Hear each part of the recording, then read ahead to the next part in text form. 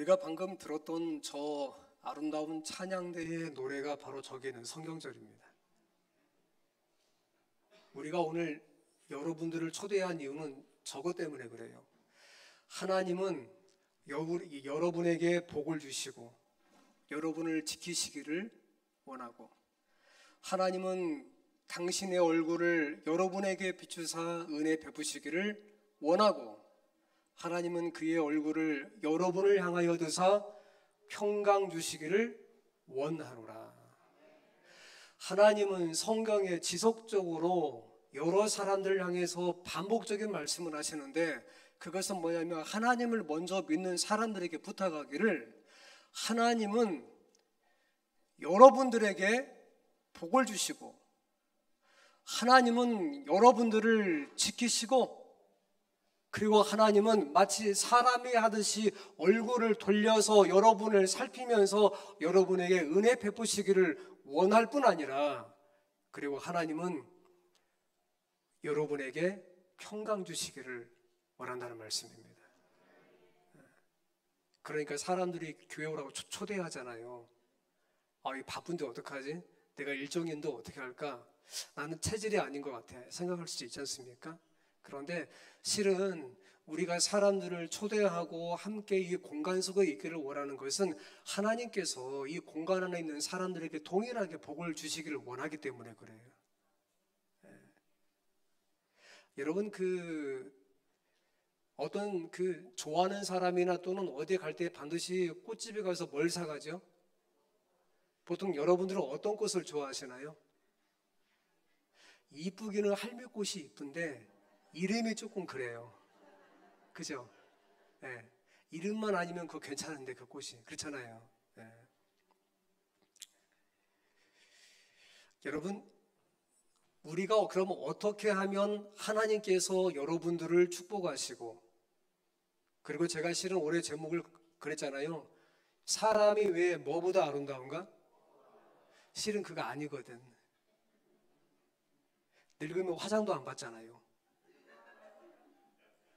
한 번은 제가 우리 교회 차가 하얀색입니다. 그런데 차를 타고 가다가 신호에 걸렸어요. 신호에 걸리고 앞에 횡단보도가 있는 겁니다. 신호에 제가 제일 앞에 걸렸습니다. 사람들이 저쪽에서 오고 이쪽에서 건너갑니다. 한참 건너가는데 어떤 고등학교 여학생이 막 달려오더니 제 운전하고 있는 옆에 그 창문 썬팅돼 있거든요. 어떻게 하는지 아시겠어요? 막 보고 이렇게 치하고 가더라고요. 그 짧은 횡단보도에서. 그래서 제 속으로 저 여학생이 지금 어디 남학생 만나러 가나. 여러분, 그런 경우 있죠. 차 안에 있는데 누가 와가지고 자꾸 거울처럼 보고 있는 거. 그죠? 그거 계속 보다 보면 안 이뻐집니다. 그런데 저는 제목을 이렇게 정했어요. 사람이 왜 꽃보다? 왜냐하면 사람만큼 귀한 게 없어요. 한번은 제가 3번째 교회에서 목회하고 있는데, 여러분 아시겠지만 저희 집에 아들이 셋이잖아요. 근데 그 집은 딸이 셋이었어요. 근데 그분이 없으니까 말씀드리는데 하나같이 덜 이쁘게 생겼어요.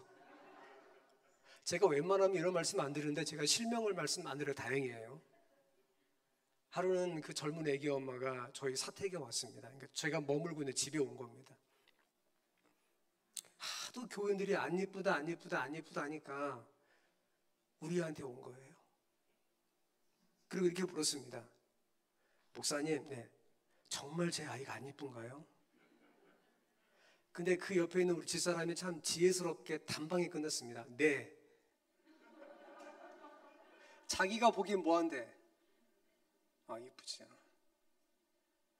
그러니까 보는 사람의 관점에 따라서 차이는 있겠지만 부모에게 있어서 자식은 항상 어때요? 그러면 동일하게 하나님께서 모든 사람을 만드시고 사랑하신다고 했는데, 하나님께서 보시기에는 그 사람이 어떤 사람이라 할지라도 어때요? 그렇죠. 그러니까 내가 보기에 안 예쁘다고 해도 하나님은 보기에 어때요? 그렇다는 겁니다. 그래서 사람이 꽃보다 아름다운 거예요. 왜? 사람만큼 귀한 게 없어요. 어떻게 하면 되는가? 그러면 우리가 어떻게 하면 저기에 써 있는 이 화면에 나와 있는 것처럼 하나님께서 우리에게 복을 주시기를 원하고 우리를 지키시기를 원하고 하나님께서 은혜 베푸시기를 원하고 하나님께서 평강 주시기를 원한다고 했는데 어떻게 하면 되는가? 이렇게 하면 돼요. 바라보면 되는 거예요. 사실 이 땅에 있는 모든 식물은 해바라기예요. 해가 없으면 자랄 수가 없잖아요.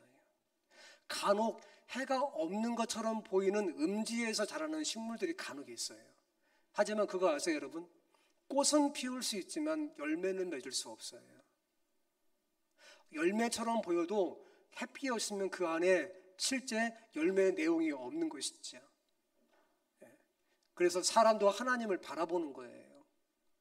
그래서 오늘 여러분들을 초대한 거예요, 저희가 실은. 지금 보시는 게 뭔지 아시겠습니까, 여러분? 저걸 뭐라고 하죠? 암벽을 올라가니까 암벽 등반, 클라이밍이라고 그래요. 암벽 등반, 락 클라이밍이라고 하죠. 브렌다라는 젊은 여성이 있었어요. 근데 브렌다가 하루는 텔레비전을 보다가 보니까 암벽 등반 보니까 너무 멋있는 거야. 아, 나도 뭐 하고 싶다. 암벽 등반 하고 싶다. 근데 그녀는 선천적으로 고소공포증 환자예요. 어느 아파트도 몇 층 이상 올라가지 못합니다. 암벽 등반과 고소공포증 어울리지 않아요. 하지만 그녀는 해보기로 했습니다. 너무나 간절히 있기 때문에 아마 배우는 데 가서 열심히 배웠나 봐요. 그리고 이제 그 등산 암벽 등반 클럽 회원과 함께 지금 보시는 것처럼 깎아지른 저 절벽 올라가 계시갑니다. 여러분 아시겠지만 암벽 등반은 초보자 혼자 올라갈 수가 없습니다. 추락하면 거의 죽기 때문에 그래요. 그래서 일반적으로 암벽 등반은 가장 잘한 사람이 제일 앞에 가요. 전위라고 부릅니다. 그리고 가장 못한 사람을 중간에 끼워요. 그리고 경험이 풍부한 사람을 저 밑에 끼웁니다. 그래서 앞에 가장 잘하는 사람과 저 뒤에 있는 사람이 가운데 있는 사람을 도와주면서 올라가는 거예요. 밧줄 하나를 딛고 올라가는 겁니다. 버티면서. 전이가 올라갔습니다. 브렌다를 불러요. 올라오라고. 그가 실내에서 연습을 했지만 밖에서 암벽 등반 하는 거 처음이거든요. 밧줄을 잡는데 얼마나 식은땀이 나오고 벌써 손바닥에 땀이 있어가지고 올라갈 자신이 생기지 않는 거예요. 근데 저 밑에서 같은 암벽 등반 클럽 사람들이 말하기를 브렌다 괜찮아, 너는 할 수 있어, 브렌다 올라가. 여러분 그 운동회 같은 데 하다가 힘이 없지만 응원하면 힘이 생기나요? 브렌다가 올라갑니다. 얼마나 밧줄을 이렇게 꽉 잡았는지 땀을 뻘뻘 흘리면서 한 걸음 한 걸음 마치 매미가 나무에 붙어서 기어 올라가듯이 글쎄 이 브렌다가 암벽을 타고 올라가는 거예요. 그리고 생각하는 겁니다. 아, 나도 땅에서부터 뭐 할 수 있는 것이구나. 올라갈 수 있는 것이구나.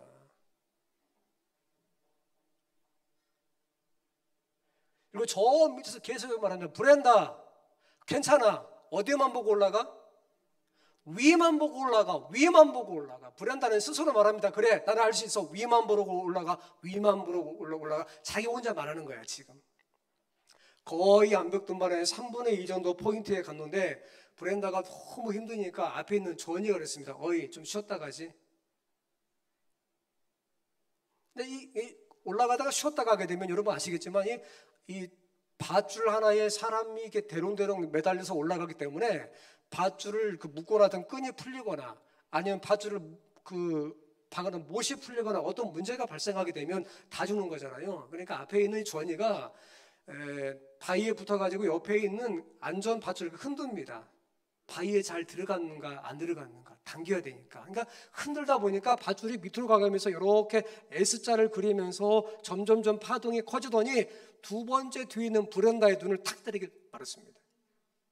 순간 브렌다가 깜짝 놀라서 밧줄을 꽉 잡았는데 글쎄 브렌다의 한쪽 눈에 있는 콘택트 렌즈가 빠져버린 거예요. 한쪽은 보이고 한쪽은 뭐하고 안 보이고. 나는 지금 누군데? 고소 공포증 환자인데.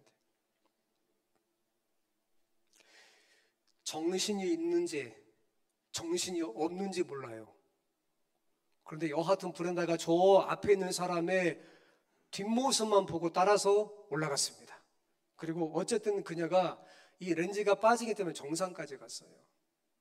근데 정상까지 가서가 문제였어요.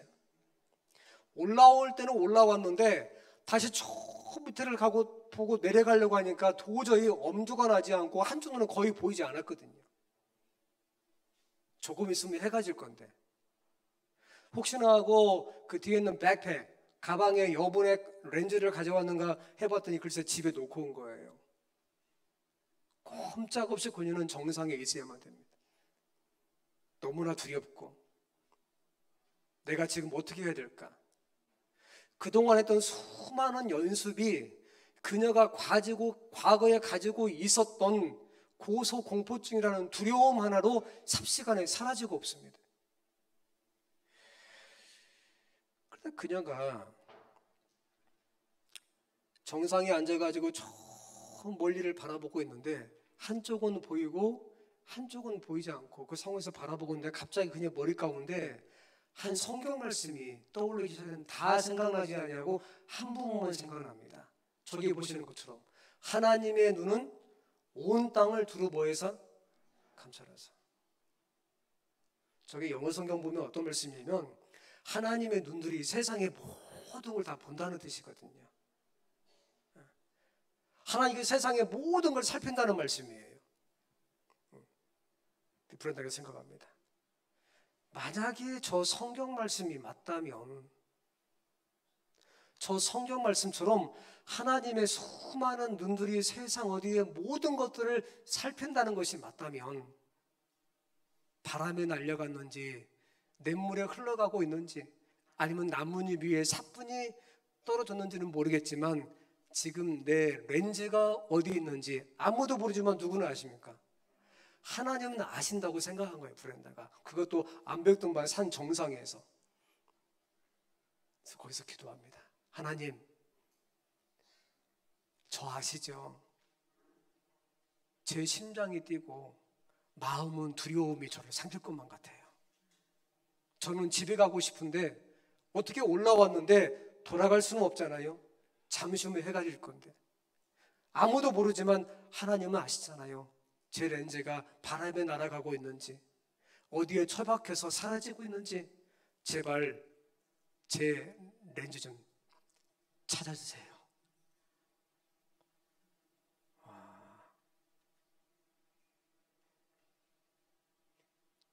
정상에서 그런 기도한 사람은 없어요. 실은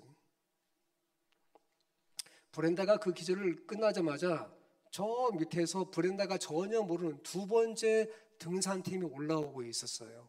그런데 그 암벽등반 팀에도 브렌다와 같은 초보자가 있었나 보죠. 브렌다가 쉬었던 그 포인트에서 아마 숨을 헐떡거리니까 쉬고 있는데 그 등반팀의 제일 앞에 있는 조언이가 이렇게 말합니다. 어이, 혹시 여기 렌즈 분실한 사람 있어? 어디에서요? 깎아지른 절벽에서 그 사람이 뭘 발견한 거예요?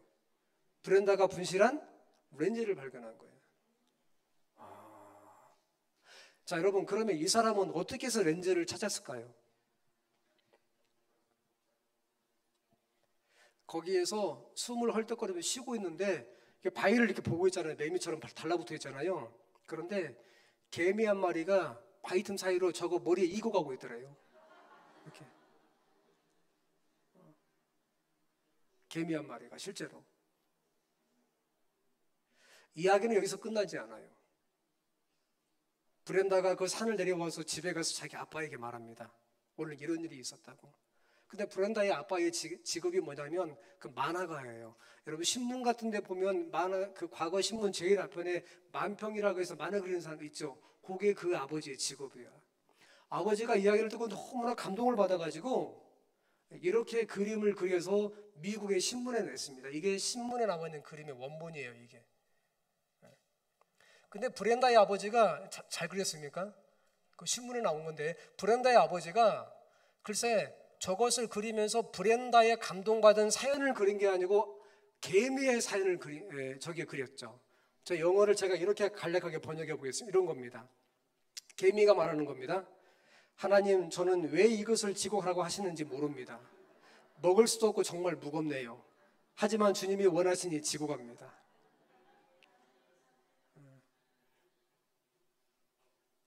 여러분, 하나님은 브렌다에게 그녀가 이해할 수 없고 설명할 수 없는 방법으로 은혜를 주셨습니다. 그것은 브렌다가 하나님께 구했기 때문에 받은 거예요. 저와 함께 처음에 읽었던 그 말씀이 뭔지 아시겠습니까?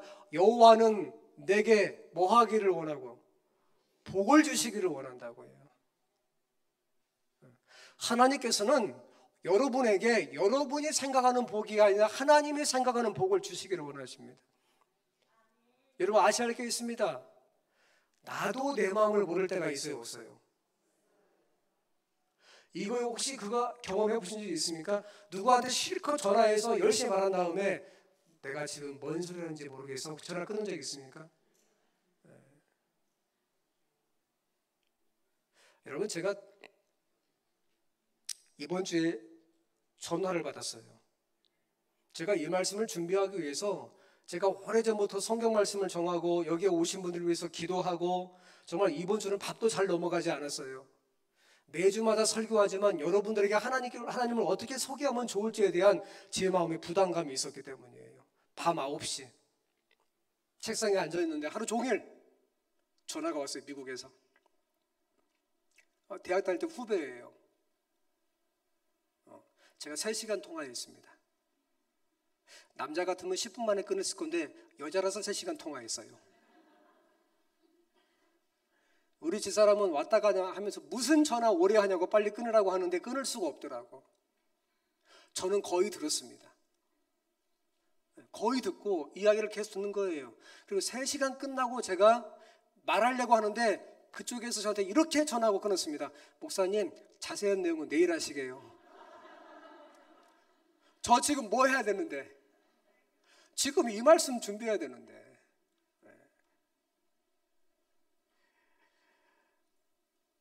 내가 내 마음을 알지 못하고 내가 같이 살아가고 있는 사람의 마음도 알지 못하고 내 기분이 왜 아침에 붕 떠 있는지, 내가 저녁에 왜 이렇게 우울한지. 사람들은 가을을 탄다고 하는데 그것만은 아닌 것 같아.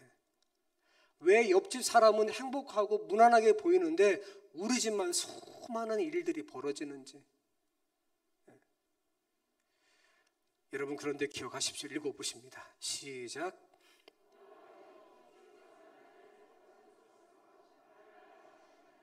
그러나 하나님은 아십니다. 요 다음 말씀은 이겁니다. 하나님께서는 여러분의 안고 섬을 아시고 여러분의 생각을 아시고 여러분의 눕는 것을 아시고, 그 다음에 제일 마지막에는 여러분이 어떤 말을 여러분의 입을 통해서 내뱉으려고 했다가 꿀꺽 삼킨 것도 하나님은 아시고, 그 다음 문구는 이겁니다. 하나님은 모르시는 것이 하나도 없습니다.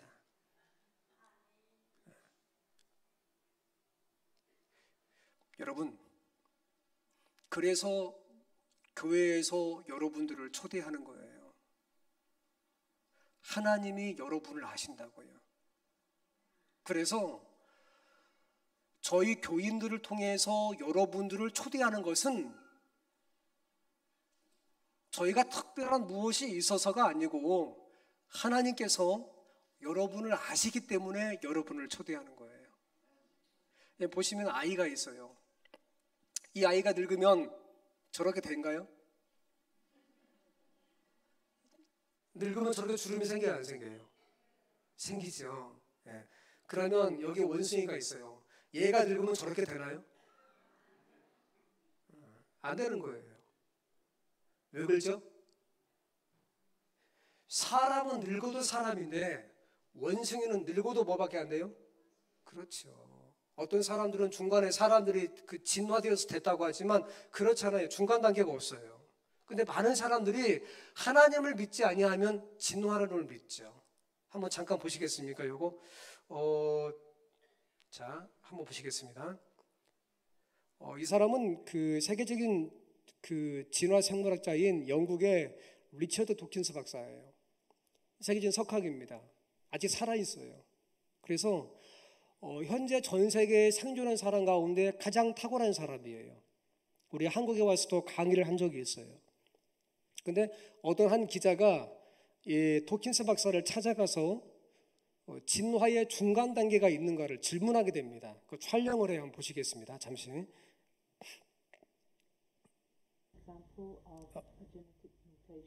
소리가 안 나오네요. 나올 수 있겠습니까? 한 번만 더 해볼까요? 다시 갔다가 제가 한번 해보겠습니다. 안 되면 제가 갈게요. 자. Of a genetic mutation or an evolutionary process which can be seen to increase the information in the genome? 좀 봐보세요 이제.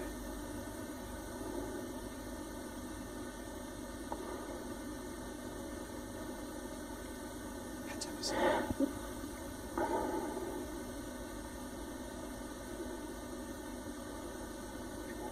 Can you just stop? I think. 아시겠어요? 영어 몰라도 밑에 한글 나오죠. 이런 거예요.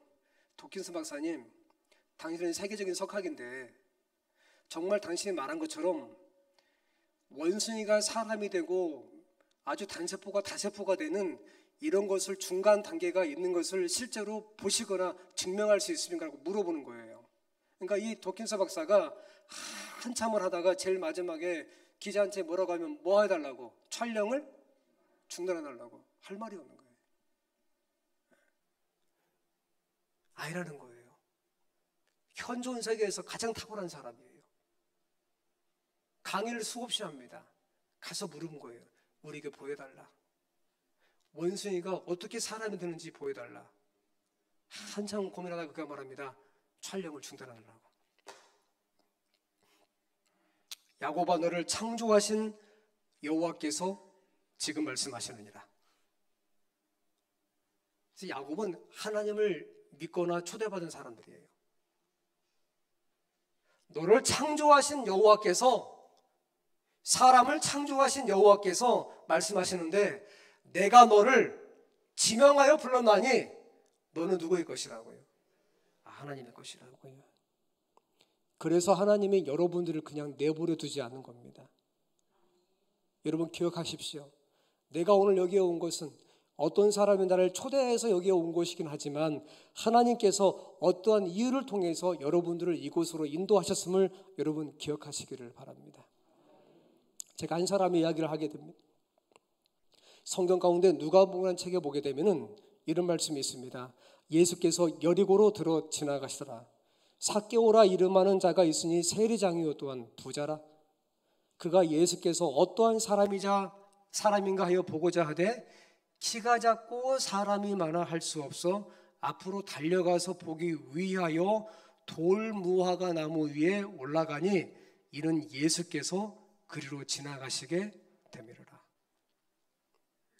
여리고에 삭개오라고 하는 세리장이 있었습니다. 세무서장이에요. 지금은 굉장히 좋은 직업이지만 그 당시는 몸을 팔아서 하루하루 먹고 살아가는 창녀보다 더 천대받은 그런 천민에 속했습니다. 그래서 그 나라에서 차라리 몸을 팔지언정, 내가 남한테 몸을 팔고 먹고 살지언정 절대 세리는 되면 안 됐어요. 지금하고 많이 다르죠. 이유는 뭐냐면 저 세리의 특징이 뭐냐면 세금을 걷는데 세금의 모든 내용을 조작을 해가지고 더 많이 걷어요. 일부는 가서 로마 당국에 바치고 일부는 자기들이 먹었습니다. 그래서 해가 가면 갈수록 세리는 돈이 많아지고 부자가 되고 살이 찌고 그리고 백성들은 점점 더 살기 힘들어졌습니다. 매국노와 같았죠. 그 여리고에 삭개오라는 세리장이 있습니다. 그것도 세리 가운데 대장이에요. 여러분 그런데 삭개오의 이름의 뜻은 뭐냐면 이런 겁니다. 순결하다. 순수하다. 그의 이름하고 사는 게 같아요, 달라요? 같아요, 달라요? 달라요. 그의 부모가 아들을 낳고 이름을 지을 때에 수많은 이름이 있는데 삭개오라고 지었어요. 근데 이 이름이 실은 그 뼈대에 있는 유대 유명한 뼈대에 있는 가문의 가장 시조와도 같은 삭개라고 하는 그 할아버지 이름을 따갖고 삭개오라고 지었어요. 몇 손가락 들지 않는 전통 있는 가문이었었고 삭개라는 단어가 들어가게 되면 아무도 함부로 할 수 없는 그런 탁월한 가문이었어요. 그리고 더군다나 그의 이름의 뜻은 순결하다 아닙니까? 그 말은 그가 처음부터 세리라는 직업을 그가 처음부터 선택한 것은 아니라는 거예요. 왜요? 그 뼈대 있는 가문의 유명한 가문에서 그 몸을 파는 사람보다 더 천한 세리를 선택할 일이 없기 때문에 그렇습니다. 사연인즉 대부분 이렇게 생각합니다. 사람들은. 그는 그의 가족에서 어렸을 때부터 훌륭한 교육을 받습니다. 다만 키가 작았지만 그럼에도 불구하고 부모의 훌륭한 교육을 받고 반듯하게 살아갈 수 있는 기본적인 토대를 찾게 됩니다. 그런데 그가 우리 지금으로 따지면 초등학교, 중학교, 고등학교 그리고 워낙 성실했기 때문에 대학까지 졸업을 했을 거예요.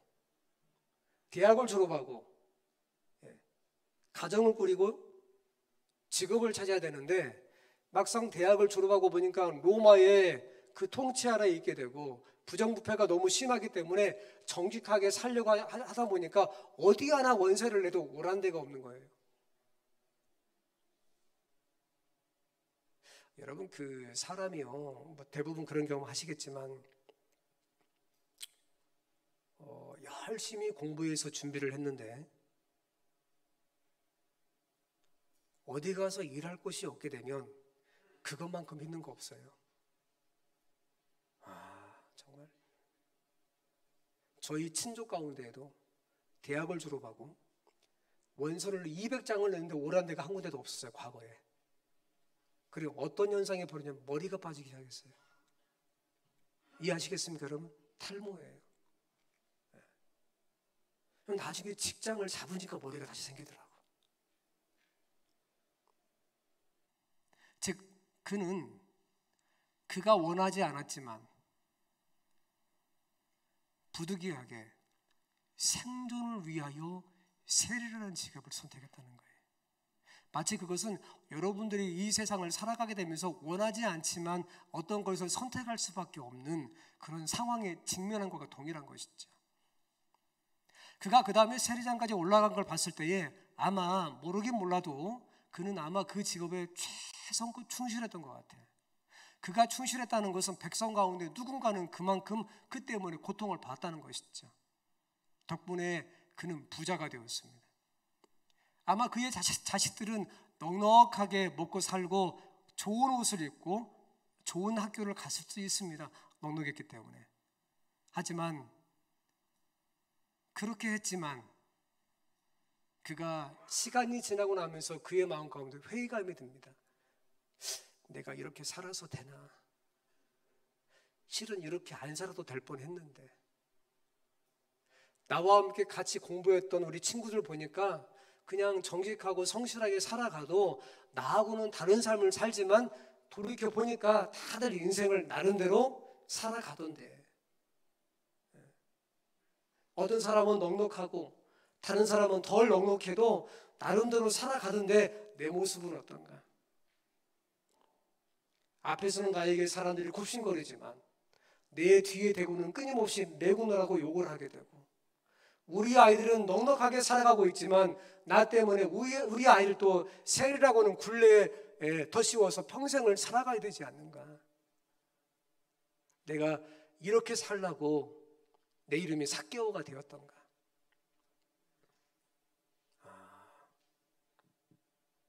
그러다 어느 날 소문이 돌아요. 거기에 예수님께서 지금 여리고에 오셨다고. 성경 말씀 보면 예수께서 여리고로 들어 지나가시더라라고 말씀하고 있어요.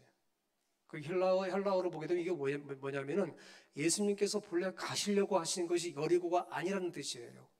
다른 곳에 가시려고 하는데 거기를 잠시 지나가는 겁니다. 저 지도 보시는 것처럼. 그러니까 예수님께서는 지금 여리고를 들르지 않고 지나가실 수도 있고 여리고의 어떤 골목을 통해서 가실 수도 있지만 여하튼 두 번째를 선택하신 거예요. 그를 만나면 내 삶을 새롭게 선택할 수 있다고 하는데 만나보고 싶은 거예요. 누군지는 모르지만 한번 보고 싶은 거야. 지금은 뭐 핸드폰이나 텔레비전이 있겠지만 그 당시에는 아무것도 없잖아요. 그래서 사람들이 어디로 몰려간다는 저 창문 너머에 그걸 본 다음에 자기도 덩달아 따라갑니다. 어떤 길로 사람들이 막 모이니까 같이 따라가는 거야. 근데 가서 보니까 이미 수많은 사람들이 거기에 몰려있고 저 웅성웅성 하는 거 보니까 저쪽에서 예수님께서 이쪽으로 오고 계시네. 근데 문제는 그분이 안 보인다는 거예요. 뭐하니까? 키가 뭐하니까? 작으니까. 물론 어떤 사람은 하나님께서는 땅에서부터 키를 재지 않고 저 하늘로부터 잰다고 했으니까 문제는 안 되겠지만,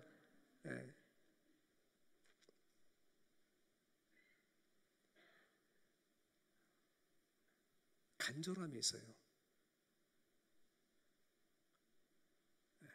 내 삶이 안녕하지 못하는 거라. 이게 먹고 사는 문제가 아니고 인생에 대한 문제야. 근데 그 옆에 보니까 돌무화과나무, 뽕나무가 있네요. 같은 종류예요. 그 나무가 어떻게 생기냐면 이렇게 생겼어요. 실제 제가 사진을 찍어온 건데 저 나무가 한 2000년 좀 더 됐어요. 실제 저 나무가. 저 나무 뒤에 보면 제 기억에 한 5그루 정도 나무가 더 있어요. 몰려 있어요. 이 골목에. 이 골목에 바로 붙어 있어요. 제가 찍어왔어요.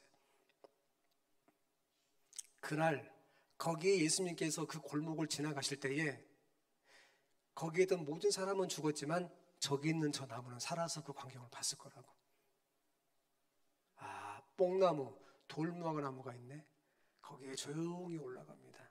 물론 예수님 당시에는 저 나무가 저렇게 크지 않았겠죠. 올라가서 보니까 누가 보입니까? 예수라는 사람이 보이네.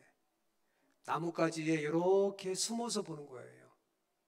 이렇게 펼쳐서 보지 않고 아마 이런 그 이파리가 있다면 요 사이에서 이렇게 숨어서 봤을 거라요. 왜요? 사람들이 볼까봐.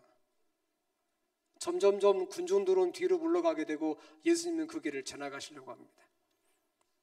실은 그는 예수를 바라보는 것만으로 충분합니다. 예수님에게 다가갈 수 있는 엄두를 내지 못하거든요. 만약에 내가 다가간다고 했을 때는 사람들이 분명히 자기를 말릴 거라고요. 여기가 어딘지 알고 여기까지 오냐고. 근데 그 뽕나무 밑에 옆을 지나가시다가 갑자기 예수님께서 발을 멈추십니다. 그랬더니 거기 있는 모든 사람들이 예수님이 발을 멈추시게 되자 동일하게 함께 멈춥니다. 그리고 예수님께서 갑자기 이렇게 멈추더니 위를 올려다 보시면서 이렇게 말씀하십니다. 읽으십니다. 시작. 삭개오의 심장이 멈추는 것 같아요. 왜요? 한 번도 지금까지 예수님을 만난 적이 있어요? 없어요? 근데 예수님이 자기 이름을 지금 뭐 하는 겁니까? 자기 이름 알고 부르는 거예요. 첫 만남이란 말입니다. 근데 하나님 아들께서 말씀하시기를 그냥 누구야라고 말하지 아니하고 삭개오야 속히 내려오라. 제가 그랬죠. 여러분은 모르지만 하나님은 여러분을 아신다고. 여러구에 돌무화과나무 위에 가지에 숨어서 예수님을 보고 있었던 어느 한 난장이 모든 사람은 그가 거기에 있는지도 알지 못하지만 예수께서는 거기에 멈추어서 그를 보고 말씀하십니다. 삭개오야. 여러분, 다시 말씀드립니다. 하나님은 여러분을 아십니다. 여러분의 안고 일어섬을 아시고 여러분의 고민을 아시고 여러분의 인생 가운데 여러분이 어떻게 인생을 살아가는지 무엇이 오늘 저녁에 여러분의 생각 가운데 많이 차지하고 있는지 여러분 하나님은 아십니다. 여러분 여기 통장이 하나 있는데요. 이 통장은 매일 여러분 한 사람씩 전부 다 86,400원을 자동으로 입금시켜 줍니다. 근데 여러분은 86,400원을 그 하루 동안 마음 놓고 쓸 수 있어요. 근데 밤 12시가 되면 얼마를 썼든지 간에 그 통장 잔고는 영원이 되고 12시가 넘는 순간 바로 86,400원이 자동 입금돼요. 매일 반복됩니다. 이런 통장 혹시 있습니까, 여러분? 하나 있으면 좋겠죠. 내가 집에 누워있든지 내가 놀러 가든지 내가 자고 있어도 그냥 12시만 넘게 되면 자동으로 86,400원을 입금시켜 주는 거예요. 내가 86,400원을 다 쓰고 돈이 없어 버티면 다시 밤 12시가 되면 어떻게 됩니까? 돈이 입금되죠.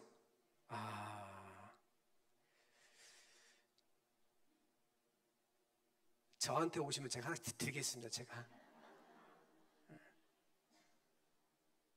1분은 몇 초? 60초. 1분은 60초. 1시간은 몇 초? 66에 30년 3,000초. 거기에 24시간 86,400초.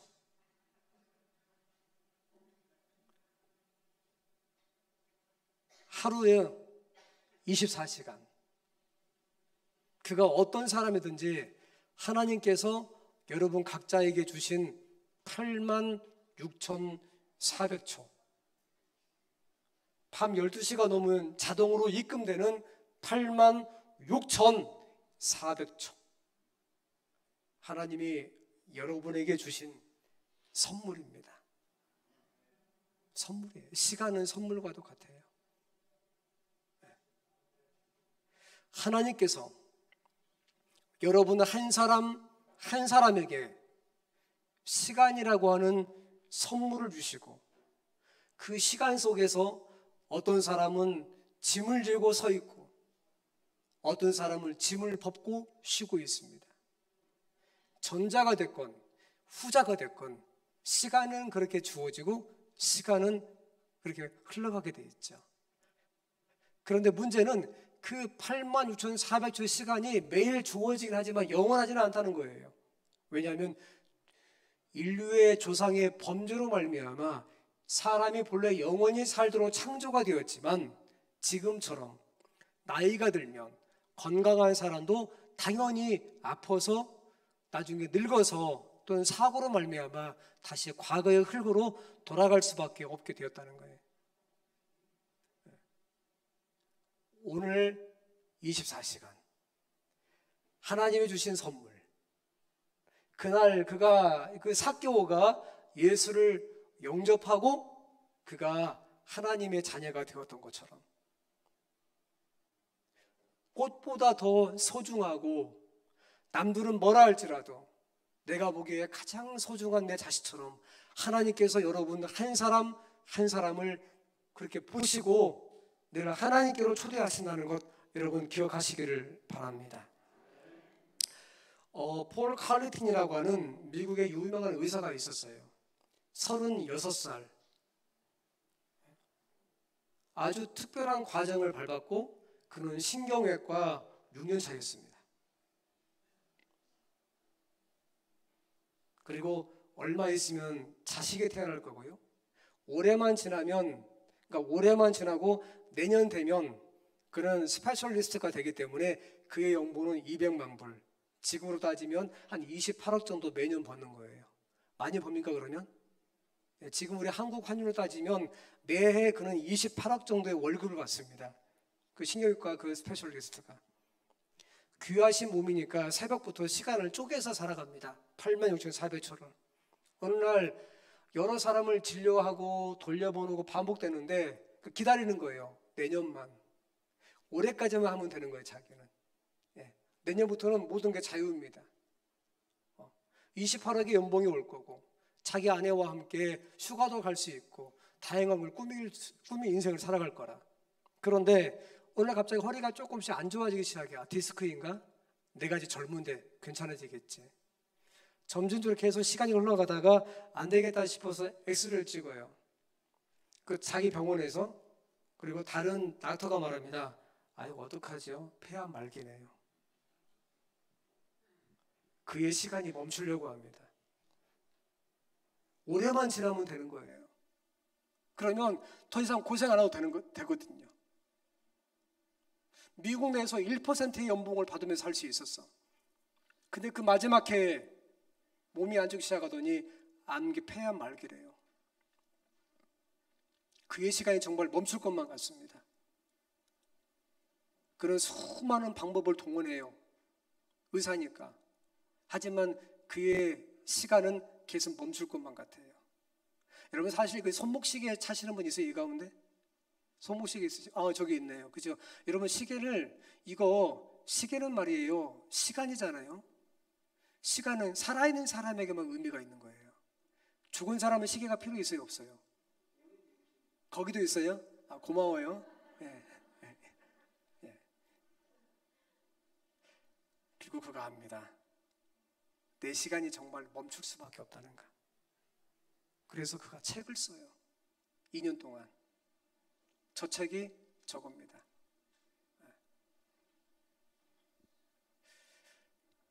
숨결이 바람들 때. 근데 그가 책을 다 쓰고 난 다음에 그가 죽어요. 근데 그가 죽고 난 다음에 저 책의 저 뒤에 보게 되면 불과 몇 장 되지 않는데 그의 아내가 에필로그인가 그가 쓰지 못했던 그가 죽고 난 다음에 나머지 이야기를 그의 아내가 씁니다. 그리고 폴의 이름으로 출판을 해요. 근데 에필로그에 중간쯤 가면 저 내용이 나와요. 그 아내가 쓴 겁니다. 저 글은 폴은 내게 얼굴을 돌려 힘없이 목소리로 말했다. 마지막 순간입니다. 이렇게 가나봐. 남편이 말한 거예요. 마지막 해 내년까지만 가면 되는 건데 이렇게 가나봐.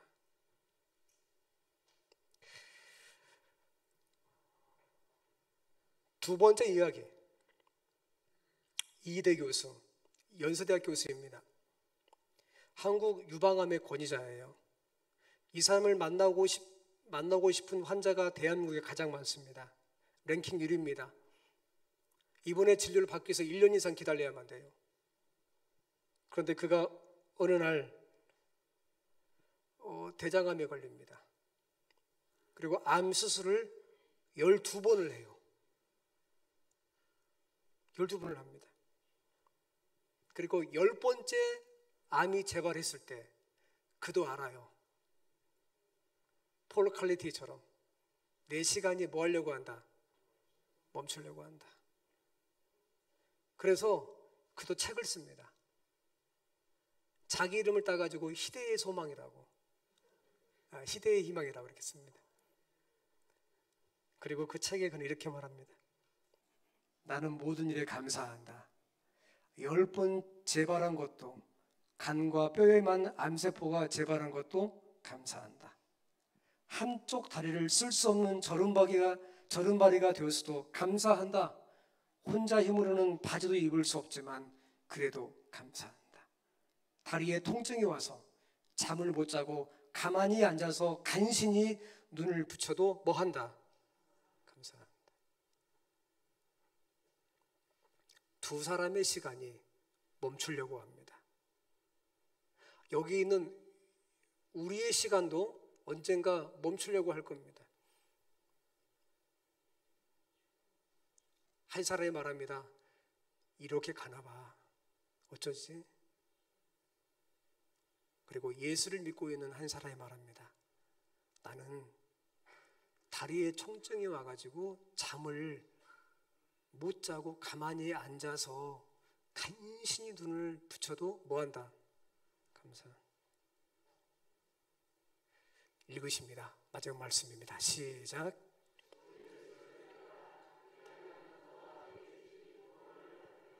네. 여러분의 삶의 유일한 희망은 예수 그리스도입니다. 교회는 예수를 소개하기 위해서 세워진 곳입니다. 그래서 우리 교인들은 탁월하신 사람들이 아니고 하나같이 부족함이 있는 사람들이고 모난 점이 있는 사람들입니다. 여기에 와서 자기의 모난 점을 깨닫게 되고 그리고 하나님의 은혜로 말미암아 삶을 조금 더 새롭게 살려고 선택합니다. 하나님 말씀하십니다. 주 예수를 뭐 하라? 그리하면 너와 너희의 집이 뭐 하겠다? 여러분, 삭개오로 말미암아 그의 가족이 구원을 받습니다.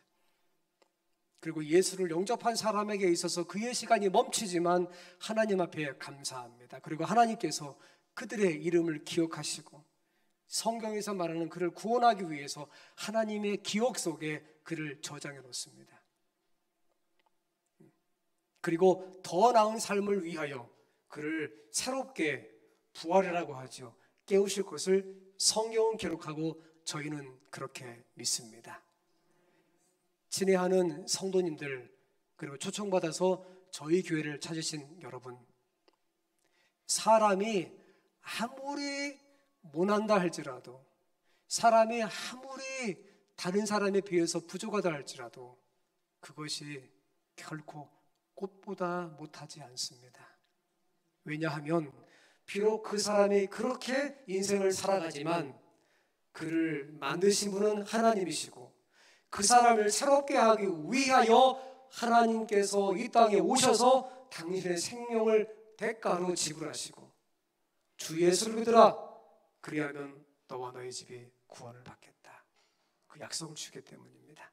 다음 주에도 그 다음 주에도 새로운 순서가 준비되어야 되겠는데 저희 교회와 함께 조금 더 하나님에 대해서 알아가시는 우리 모두가 되기를 바라면서 짧은 말씀을 드리겠습니다.